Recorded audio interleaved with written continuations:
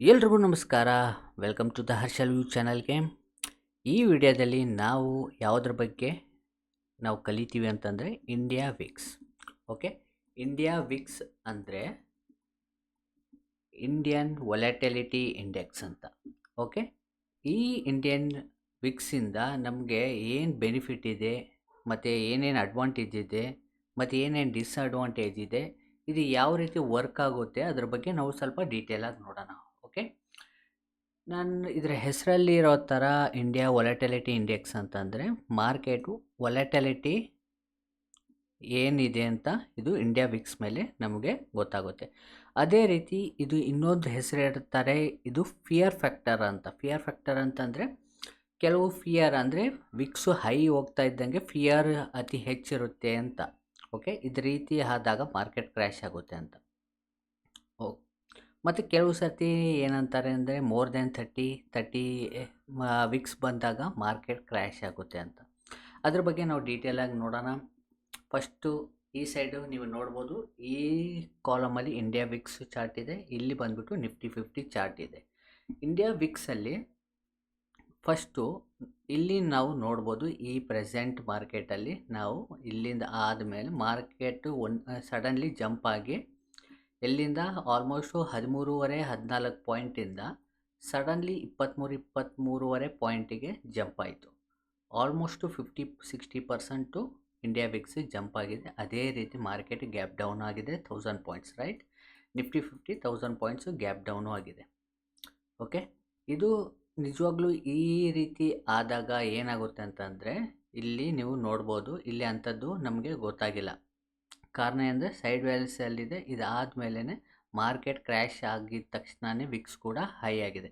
India wicks ಮೇಜರಾಗಿ high ಆಗುವಾಗ ನಮಗೆ ಒಂದು ಬೆನಿಫಿಟ್ಸ್ ಅಂದರೆ ಕೆಲವ್ರಿಗೆ ಬೆನಿಫಿಟ್ಸ್ ಆಗುತ್ತೆ, ಅದು ಕೆಲವ್ರಿಗೆ ಡಿಸ್ಅಡ್ವಾಂಟೇಜ್ ಆಗುತ್ತೆ. ಯಾವ ರೀತಿ ಅಂದರೆ ಪ್ರೀಮಿಯಮ್ ಆಪ್ಷನ್ ಪ್ರೀಮಿಯಮ್ಮಲ್ಲಿ ಡಿಫ್ರೆನ್ಷಿಯೇಟ್ ಬರುತ್ತೆ. ಇಂಡಿಯಾ ವಿಕ್ಸು ಇನ್ಕ್ರೀಸ್ ಆದಾಗ ಅಥವಾ ಡಿಕ್ರೀಸ್ ಆದಾಗ. ಇನ್ಕ್ರೀಸ್ ಆದರೆ ಏನು ಪ್ರೀಮಿಯಮಲ್ಲಿ ಏನು ಚೇಂಜ್ ಆಗುತ್ತೆ ಅಂದರೆ ಪ್ರೀಮಿಯಮ್ ಹೈಯಲ್ಲಿರುತ್ತೆ. ಪ್ರೀಮಿಯಮ್ ಏನಾಗುತ್ತೆ, ನಿಮಗೆ ಆಪ್ಷನ್ ಟ್ರೇಡಿಂಗ್ ಮಾಡೋರಿಗೆ ಚೆನ್ನಾಗಿ ಗೊತ್ತಿರುತ್ತೆ. ಅವರಿಗೆ ಪ್ರೀಮಿಯಮಲ್ಲಿ ಏನಾಗುತ್ತೆ, ಸ್ಟ್ರೈಕ್ ಪ್ರೈಸಲ್ಲಿ ಪ್ರೀಮಿಯಮ್ ಇರುತ್ತಲ್ಲ, ಆ ಪ್ರೀಮಿಯಮ್ಗಳು ಏನಾಗುತ್ತೆ ಹೈಯಲ್ಲಿರುತ್ತೆ. ಹೈ ಆದಾಗ ಏನಾಗುತ್ತೆ, ಮತ್ತು ವೊಲೆಟಿಲಿಟಿ ಕೂಡ ಅತಿ ಹೆಚ್ಚಿರುತ್ತೆ. ವೊಲೆಟಿಲಿಟಿ ಹೇಗೆ ಹೆಚ್ಚಿರುತ್ತೆ ಅಂತಂದರೆ ನೀವು ನಾರ್ಮಲಾಗಿ ಒಂದು 5 ಮಿನಿಟ್ ಚಾರ್ಟು 10 ಮಿನಿಟ್ ಚಾರ್ಟು ನೀವು ನೋಡ್ಬೋದು. ಇಲ್ಲಿ ನಾನು ಹಾಕ್ತೀನಿ ಇಂಡಿಯಾ ವಿಕ್ಸಲ್ಲಿ, ನಾನು ಫಸ್ಟು ನಿಫ್ಟಿ 50 ಚಾರ್ಟ್ ಹಾಕ್ಬಿಟ್ಟು, ಇಲ್ಲಾಂದರೆ ಬ್ಯಾಂಕ್ ನಿಫ್ಟಿ ಚಾರ್ಟ್ ಹಾಕ್ಬಿಟ್ಟು ನಿಮಗೆ ತೋರಿಸ್ತೀನಿ. ಇದು ನಿಫ್ಟಿ 50 ಆಗಲಿ ಬ್ಯಾಂಕ್ ನಿಫ್ಟಿ ಆಗಲಿ, ಇದು ಎರಡಕ್ಕೂ ಇದು ಅಪ್ಲಿಕೇಬಲ್ ಆಗುತ್ತೆ ಇಂಡಿಯಾ ವಿಕ್ಸು. ಇಂಡಿಯಾ ವಿಕ್ಸ್ ಈ ರೀತಿ ಮತ್ತು ಈ ರೀತಿ ಮತ್ತು ಈ ರೀತಿ ವಾಲೆಟಿಲಿಟಿ ಏನಾದರೂ ಚೇಂಜಸ್ ಇದೆಯಾ ನೋಡಿ, ಏನೂ ಇಲ್ಲ, ರೈಟ್.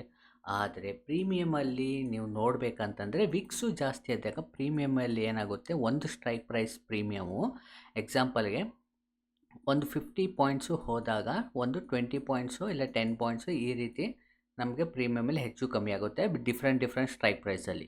ಕಾರಣ ಏನಂದರೆ ಇನ್ ದ ಮನಿಯಲ್ಲಿ ಡಿಫ್ರೆಂಟಾಗಿ ಪ್ರೀಮಿಯಮ್ ಮೂವ್ ಆಗುತ್ತೆ ಮತ್ತು ಔಟ್ ಆಫ್ ದ ಮನಿಯಲ್ಲಿ ಡಿಫ್ರೆಂಟ್ ಪ್ರೀಮಿಯಮು ಮೂವ್ ಆಗುತ್ತೆ.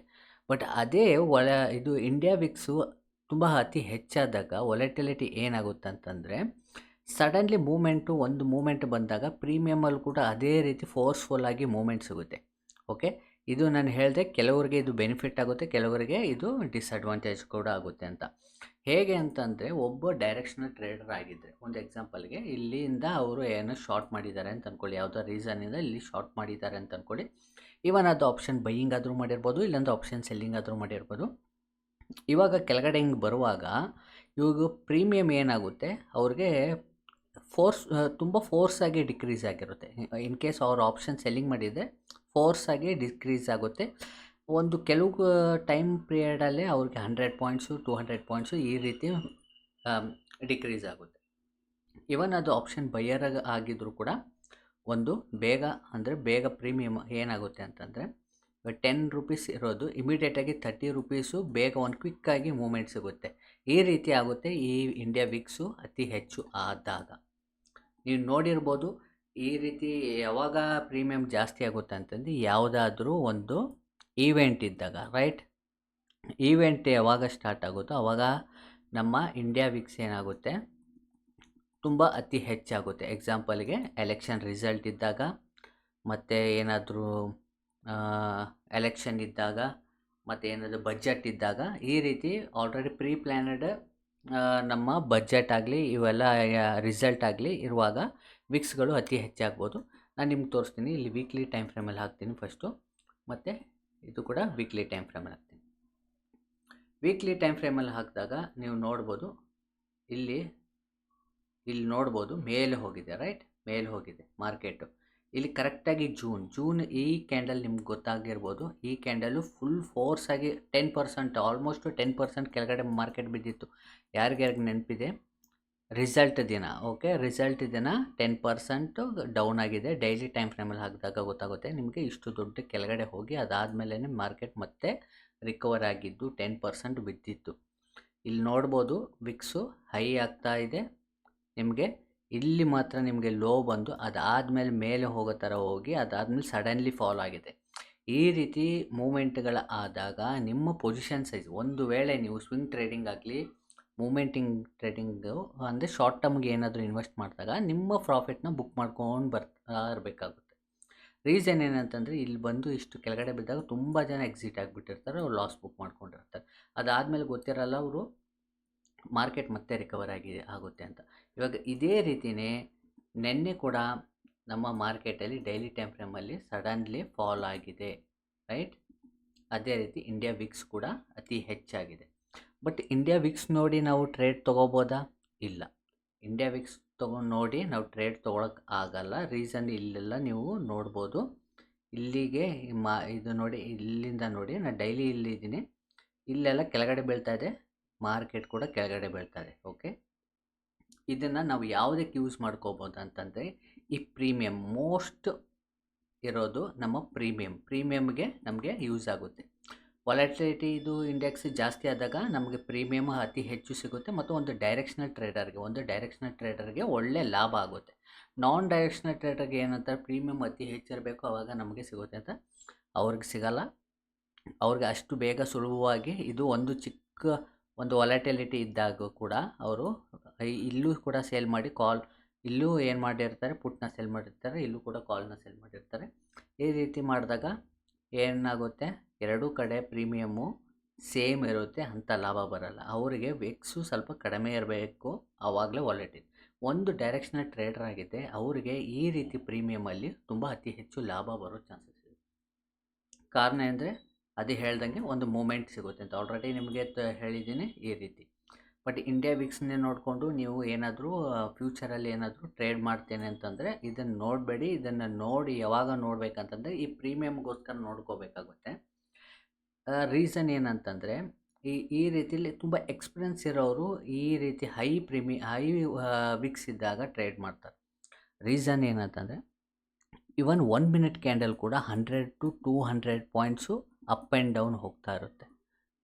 ಇಷ್ಟು ವಾಲಟಿಲಿಟಿ ಇರುತ್ತೆ. ನೀವು ಬೇಕಾದರೆ ಈ ಇಂಡಿಯಾ ವಿಕ್ಸ್ನ ನೀವು ಡೈಲಿ ಟೈಮ್ ಫ್ರೇಮಲ್ಲಿ ಹಾಕು, ಇಲ್ಲಾಂತಂದರೆ ಅತಿ ಹೆಚ್ಚು ಇಲ್ಲೆಲ್ಲ ಈ ಮೂಮೆಂಟಲ್ಲೆಲ್ಲ ಹೋಗಿ ಡೈಲಿ ಟೈಮ್ ಫ್ರೇಮಲ್ಲಿ ಹಾಕಿ ನಿಮ್ಮ ಪ್ರೀಮಿಯಮ್, ಆ್ಯಕ್ಚುಲಿ ನೀವು ಪ್ರೀಮಿಯಮ್ ನೋಡೋಕ್ಕಾಗಲ್ಲ ಅಂದರೆ ಆ ಡೇಟಾಗಳು ನಿಮ್ಮ ಹಳೆಯ ಡೇಟಾಗಳು ಸಿಗೋಲ್ಲ. ಬಟ್ ನಿಮ್ಮ ಸ್ವಲ್ಪ ವಾಲಟಿಲಿಟಿ ಯಾರಾದರೂ ಎಕ್ಸ್ಪೀರಿಯೆನ್ಸ್ ಇದ್ದರೂ ಖಂಡಿತವಾಗ್ಲೂ ಕಮೆಂಟಲ್ಲಿ ತಿಳಿಸಿ ಇದನ್ನು ನೀವು ಅಬ್ಸರ್ವ್ ಮಾಡಿದ್ದೀರಾ ಇಲ್ವಾ ಅಂತ. ಓಕೆ, ಮೋಸ್ಟ್ ಥಿಂಗ್ ನಮ್ಮ India wicks just volatility, major thing ಇದು ಪ್ರೀಮಿಯಮ್ಗೆ.